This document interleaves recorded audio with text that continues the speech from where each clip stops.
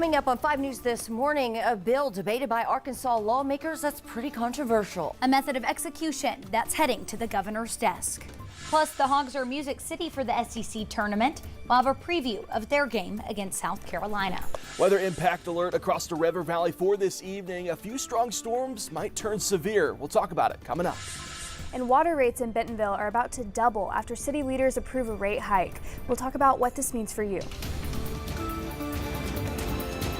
Covering news where you live. Your 5 News this morning starts now. Well, hey, good morning. Thanks so much for waking up with us here on 5 News this morning. What are we, Wednesday, halfway through the week? I feel like it's been a long one because of the time change. Really? Thursday today. Yeah. How is it a long week? It's been 70 and sunny every day. Well, that part's been nice, but we've been tired. Yeah, I feel like I lost an hour of sleep and I can't get on board That was yet. over the weekend. I'm still struggling. Nothing bothers this I got in bed at 7:45 last night, laid there till 9 because my body was confused. I think I'm past the losing hours. We need to just get over it, huh? Some nice weather has sure helped a little bit, and we're gonna have another nice day today. Outside of this evening, that's where we have a few strong storms possible, mainly across the River Valley. Current temperatures out there right now into those 50s and 60s.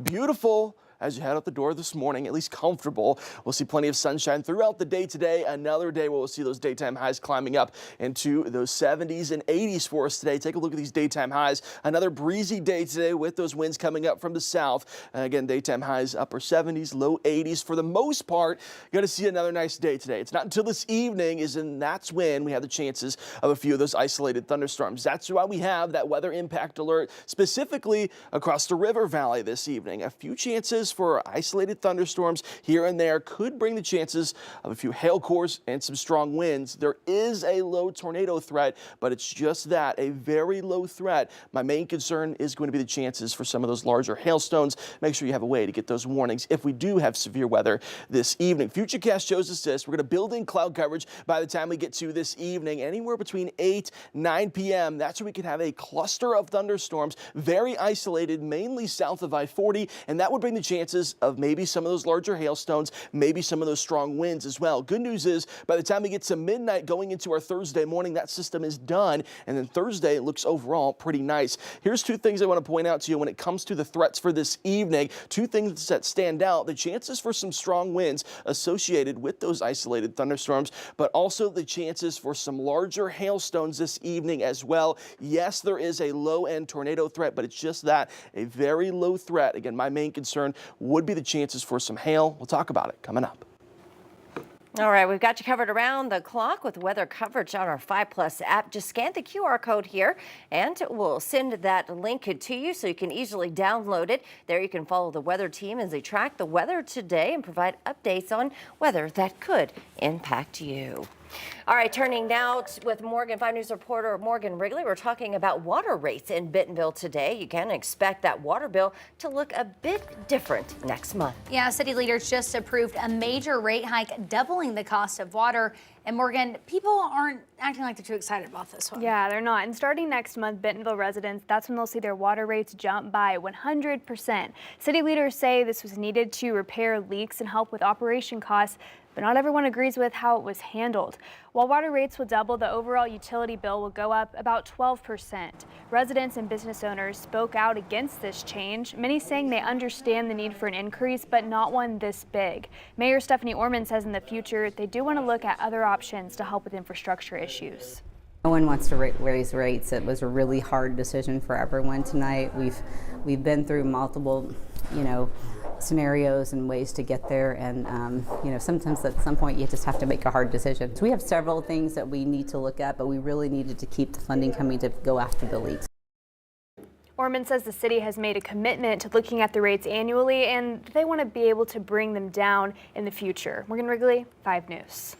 All right, thanks so much for that, Morgan. Well, 6th person has been arrested in a deadly Rogers shooting. It happened early Saturday on South B Street. The victim in the shooting has been identified as 41-year-old Andres Fonseca. He was rushed to a nearby hospital where he died from his injuries.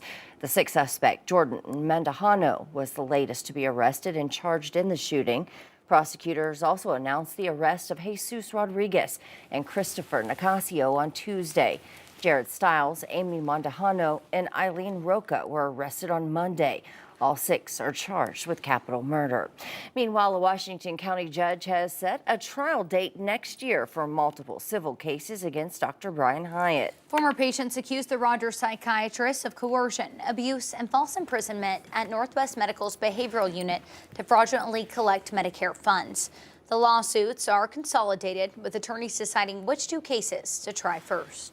The bellwether process is one of those processes to try to narrow the focus of the whole project and all of the cases to a number of specific plaintiffs, hopefully that are representative of the bigger group. And those individual trials then sort of establish, if you will, the value or the issues for all of the rest of the cases. Well, Hyatt, who faces 2 criminal counts of large-scale Medicaid fraud, was not in court Tuesday when the decision was made to move the trial. His attorneys declined to comment. And major downsizing is happening at the Department of Education. Today, offices nationwide are shuttered, with the agency announcing more than 1,300 people being fired. It's a step in President Trump's promise to dismantle the department. It's going to have enormous consequences to families across the country. We have a bloated, very dishonest in many cases, federal government and bureaucracy. Well, also today, President Trump's 25% tariffs on all imported steel and aluminum kicks in. The move has support from many domestic steel and aluminum makers, at the head of the Car Manufacturers Institute saying that consumers will eventually take a hit. And an American college student has been missing in the Dominican Republic for nearly a week now. She was last seen heading to the beach in the spring break destination.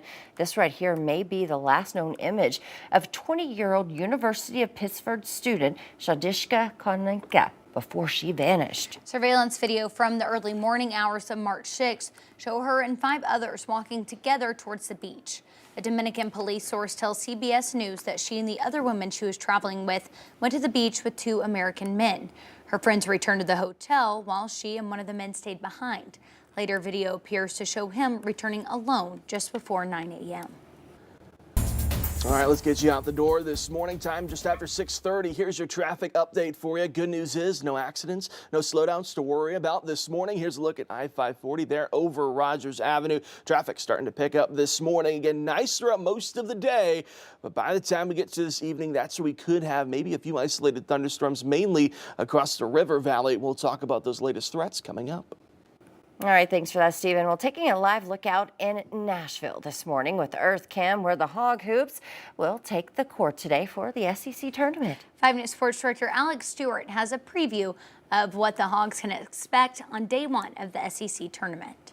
5 News coverage of the Razorbacks is sponsored by Arvest Bank. Well, the SEC tournament has arrived, and the Hogs play later today. And after winning 4 of their last 5 games of the regular season, in all likelihood, Arkansas is already in March Madness. And in my opinion, it would take the perfect storm of them losing today in the SEC tournament and all the exact right teams overachieving in theirs to keep the Hogs out.